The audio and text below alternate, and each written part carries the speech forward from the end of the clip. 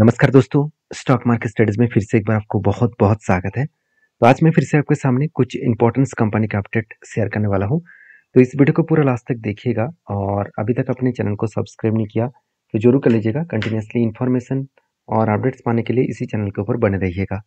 तो चलो सबसे पहले देख लेते हैं कौन सा कंपनी है। सबसे पहले जो कंपनी है उसका नाम है येस बैंक। येस बैंक के बारे में चर्चा करूँ तो बेसिकली येस बैंक देखा जाए तो एक 4 रुपये चलने वाला कंपनी था।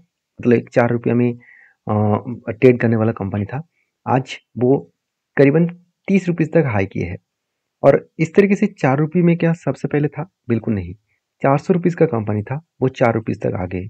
तो 400 का कंपनी 4 रुपये आ गया, तो बहुत सारे लोगों का जो पैसा है वो मतलब पूरा के पूरा एकदम खत्म ही हो गया, ऐसे आप बोल सकते हैं। क्योंकि बहुत सारे दोस्त, मेरे खुद के एक दोस्त और मैं खुद दोनों ही मिलकर अराउंड 350 रुपीज़ के आसपास मैंने बाई किया था।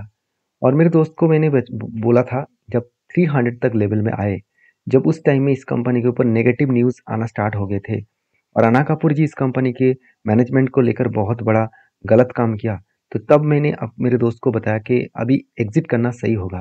तो मैंने 50 रुपीज़ लॉस लेकर मतलब मैंने एग्जिट कर लिया और मेरे दोस्त बने रहे।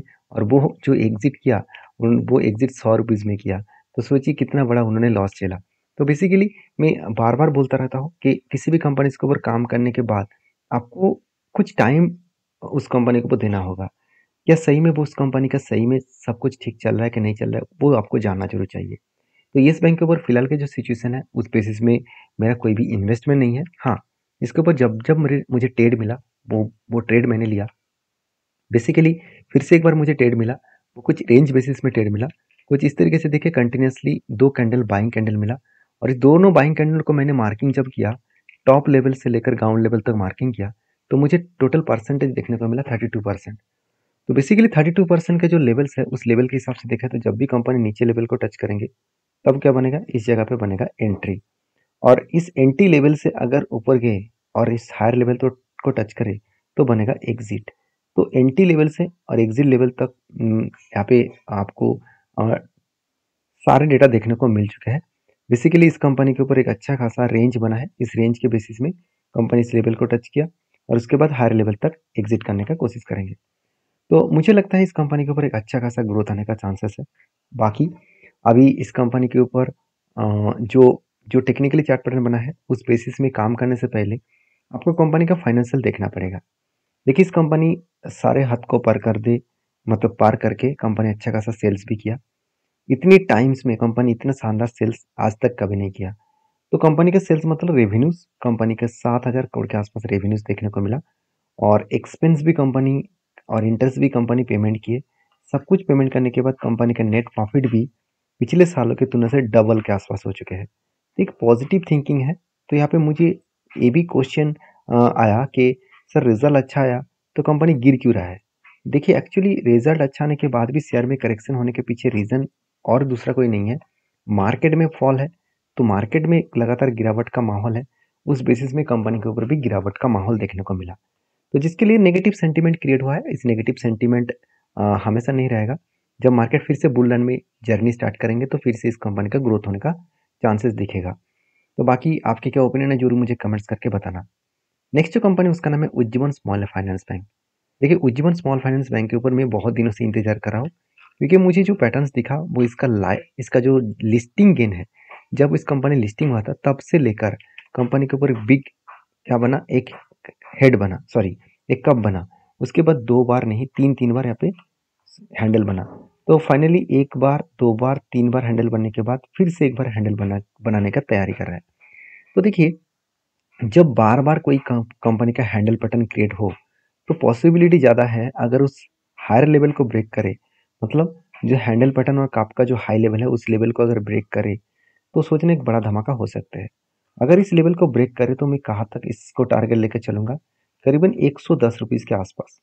जो एंट्री लेवल से टारगेट लेवल तक जो मुझे प्रॉफिट मिलने का चांसेस रहेगा वो 76%। देखिए, चांसेस रहेगा मैं इसलिए बोल रहा हूँ क्योंकि कोई भी मार्केट में 100% गारंटी तो नहीं होता कि मुझे प्रॉफिट मिलेगा करके। कुछ भी गारंटी नहीं है, क्योंकि मैं अगर थोड़ा सा भी ऊपर गए उसके बाद बिग क्रैश हो गया तो मैं तो फंस जाऊंगा। तो हमेशा मैं रूल्स को फॉलो करके काम करता हूँ। मेरा कुछ स्टॉप लॉस भी है, कुछ स्ट्रेटजीज भी है। तो वो सारे पॉइंट्स में कैलकुलेशन करके ही काम करता हूँ। मैं हमेशा आपको यही बार-बार बोलता रहता हूँ कि किसी भी कंपनी के ऊपर काम करने से पहले ये सारे पॉइंट्स को ज़रूर ऑब्ज़र्व करना होगा। सारे पॉइंट्स को आपको बैक टेस्टिंग करना होगा। क्या पहले भी ऐसा हुआ था? क्या पहले भी इस तरीके से सिचुएशन में कंपनी प्रॉफ़िट दिया था? अगर दिया था तो कितने टाइम लगा था? ये सब कुछ आपको कैलकुलेशन करके देखने के बाद ही आपको फ़ायदा मिलेगा। देखिए मार्केट इतना आसान नहीं है। जो लोग सोच रहे हैं कि कभी भी बाय करूँ, कभी भी सेल करूँ तो मुझे प्रॉफ़िट मिल जाएगा और मैं बाय करने के बाद ही वो शेयर भागेंगे, ऐसे सोच रहे हैं तो मार्केट के ऊपर काम नहीं करना है आपको। क्योंकि ऐसे होगा नहीं, क्योंकि मार्केट खुद के रूल्स के हिसाब से चलते हैं। तो basically Ujjivan small finance bank के ऊपर जो क्वार्टरली रिजल्ट है, वो अभी तक नहीं आया, तो एक डेटा अपडेट बताया जा रहा है कि कंपनी इस बार भी रिजल्ट अच्छा खासा करने का चांसेस है। एक्सपेंस, इंटरेस्ट सब कुछ मिटाने के बाद कंपनी का नेट प्रॉफिट देखिए 1100 करोड़ से 1200 करोड़ तक देखने को मिला है। मतलब पिछले साल में जो प्रॉफिट था, प्रॉफिट बढ़ चुके हैं। हाँ, सिर्फ 100 करोड़ प्रॉफिट बढ़ा है। देखिए 100 करोड़ भी बहुत ज़्यादा होते हैं, क्योंकि कंपनी छोटा है, तो छोटे कंपनी के ऊपर 100 करोड़ का भी प्रॉफिट ज़्यादा हुआ तो अच्छी बात है। 100 नहीं, ऑलमोस्ट 150 करोड़ के आसपास प्रॉफिट ज़्यादा हुआ। तो बेसिकली कंपनी के ऊपर सेल्स का ग्रोथ बहुत तगड़ा है, प्रॉफिट का ग्रोथ भी बहुत शानदार है और इसीलिए कंपनी लास्ट 3 ईयर्स में और 1 ईयर्स में कंपनी अच्छा खासा रिटर्न भी जनरेट करके दिया। अभी मैं इस कंपनी के ऊपर एक चीज़ में हमेशा फोकस रखता हूँ, वो है इस कंपनी का बैलेंस शीट। तो बैलेंस शीट में अगर आप देखेंगे तो कंपनी का जो रिजर्व है, वो कंपनी का रिजर्व इस बार हाईएस्ट देखने को मिला, करीबन 2000 करोड़ के आसपास। और बोरिंग्स के बारे में बात करूँ तो कंपनी का बोरिंग जो है वो 28,000 करोड़ के आसपास देखने को मिला। मतलब कर्जा भी कंपनी के ऊपर ज़्यादा लिया गया। तो कर्जा ज़्यादा लेने के मतलब कंपनी के ऊपर एक पॉजिटिव थिंकिंग बढ़े है। इसके साथ साथ कंपनी के ऊपर अदर्स एसेट के बारे में बात करूँ तो अदर्स एसेट भी यहाँ पे पॉजिटिवली देखने को मिला। तो बेसिकली कंपनी का CWIP, capital working in process के हिसाब से देखा तो 18 करोड़ के आसपास कंपनी का प्रॉफिट ग्रोथ देखने को मिला है, सॉरी इन्वेस्टमेंट देखने को मिला है। तो बाकी सारे पॉइंट्स पॉजिटिव होने के कारण मैं इस कंपनी के ऊपर कंटिन्यू करना चाहता हूँ। हाँ, जब तक कोई मुझे ब्रेकआउट लेवल ना मिले, जब तक मुझे यहाँ पे ब्रेकआउट कन्फर्मेशन ना मिले, तब तक कोई भी मैं ट्रेड लेने के लिए तैयार नहीं हूँ। मैं हमेशा रूल्स को फॉलो करके काम करता हूँ, चाहे मुझे ट्रेड मिले ना मिले। तो नेक्स्ट जो कंपनी उसका नाम है एयू स्मॉल फाइनेंस बैंक। तो एयू स्मॉल फाइनेंस बैंक के ऊपर लगातार एक करेक्शन देखने को मिल रहा है, क्योंकि कंपनी का जो हाई था 813 था और कंपनी का जो लो बने वो 554 बने। मतलब कंपनी के ऊपर एक करेक्शन मोमेंटम जारी है। तो क्या कंपनी में कुछ खराबी है? बिल्कुल नहीं। कंपनी का अगर क्वार्टर रिजल्ट देखा जाए तो कंपनी इस बार भी सेल्स को अच्छा खासा रीजनरेट किया। कंपनी रेवेन्यू को अच्छा खासा ग्रोथ किया, 2200 करोड़ से 2800 करोड़ तक बना। इंटरेस्ट भी कंपनी पेमेंट करने के बाद कंपनी का नेट प्रॉफिट भी देखिए 425 करोड़ से 370 करोड़ बना। हाँ, थोड़ा सा प्रॉफिट कम हुआ, मगर कंपनी में एक टाइम देखा जाए तो कंपनी का जो एनपीए था वो 2% के ऊपर था। आज वो एनपीए को कम करके 0.50 को तक लेके आया, जो अच्छी बात है। किसी भी कंपनी के ऊपर 0.60 के नीचे अगर एनपीए है तो कंपनी ठीक ठाक काम कर रहा है और कंपनी का मैनेजमेंट बहुत स्ट्रांग है, वो मार्केट से अच्छा खासा पैसा उठा पा रहा है। तो इस सिचुएशन को अगर समझ में आपको आ गया तो उस कंपनी के ऊपर आपको पॉजिटिव थिंकिंग दिखेगा। तो बेसिकली कंपनी के ऊपर जो बैलेंस शीट है, उस बैलेंस शीट के हिसाब से बात करूँ तो आप यहाँ पे देख सकते हैं कंपनी के जो बोरिंग्स है वो हर साल बढ़ते चले जा रहे हैं और कंपनी का रिजर्व भी बढ़ते चले जा रहे हैं। उसके साथ साथ कंपनी का फिक्स एसेट भी बढ़ा। तो कुछ पॉइंट्स हैं जो पॉइंट्स कंपनी के ऊपर पॉजिटिवली ग्रोथ किया और इसी कारण की वजह से मैं इस कंपनी के टेक्निकली चार्ट के बारे में बात करूँ तो देखिए बहुत दिनों से कंपनी एक ही रेंज के ऊपर काम कर रहा है, एक ही रेंज के ऊपर। कंपनी में उतना ज़्यादा ग्रोथ नहीं है। मगर एक पॉइंट आपके साथ शेयर करूँ जो आपको जरूर देखना चाहिए। आप देख सकते हैं कि जब मुझे एक आरएसआई के बेसिस में एक ट्रेड मिला था, तो आरएसआई के बेसिस में जब ट्रेड मिला तो कुछ इस तरीके से लेवल में मिला। मैं आपको हमेशा बोलता हूँ कि आरएसआई स्ट्रेटेजीज इतना पावरफुल है, अगर आपको सही टाइम में आपने एंट्री लिया, अगर प्रॉफिट ना भी हो तो आपको लॉसेस नहीं होगा। आप खुद ही देख लीजिए, उसका एग्जाम्पल मैं यहाँ पे दिखाऊंगा। देखिए आरएसआई जब 30 के नीचे आया और 200 डेज ईएमए के नीचे इस कैंडल क्लोजिंग हुआ, तब एंटी इस लेवल में बना और एंटी बनने के बाद आरएसआई देखिए 70 को टच किया, तब यहाँ पे एग्जिट बना। तो कुछ खास रिटर्न नहीं मिला, देखा जाए तो जीरो रिटर्न मिला, कोई प्रॉफिट नहीं हुआ, कोई लॉसेस भी नहीं हुआ। तो आरएसआई ऐसी एक स्ट्रेटेजीज है। कभी कभी मुझे क्वेश्चन पूछा जाता है कि सर आरएसआई स्ट्रेटेजीज के ऊपर आप जो काम करते हैं तो वहाँ पे लॉसेस भी होने का चांसेस है। देखिए आज तक मुझे लॉसेस जो हुआ, मैं आपको बता रहा हूँ, 2 से 3% ही लॉसेस हुआ।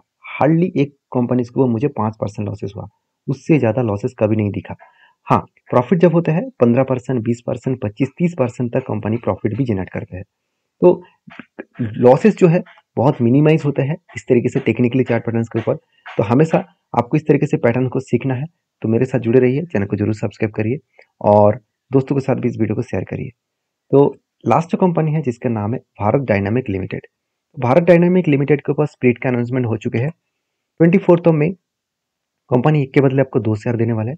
तो जो लोग स्प्लिट पाना चाहते हैं तो कंपनी के ऊपर रिसर्च करिए। ये सारे वीडियोस, सारे कंपनीज का अपडेट मैं एज एजुकेशन पर्पस में शेयर किया हूँ। मैं कोई सेबी रजिस्टर एडवाइजर एनालिसिस्ट नहीं हूँ। तो प्लीज काम करना है तो आपको सेबी रजिस्टर पर्सन के साथ ही बातचीत करके काम करना पड़ेगा। तो मिलते हैं नेक्स्ट वीडियो में, तब तक के लिए धन्यवाद।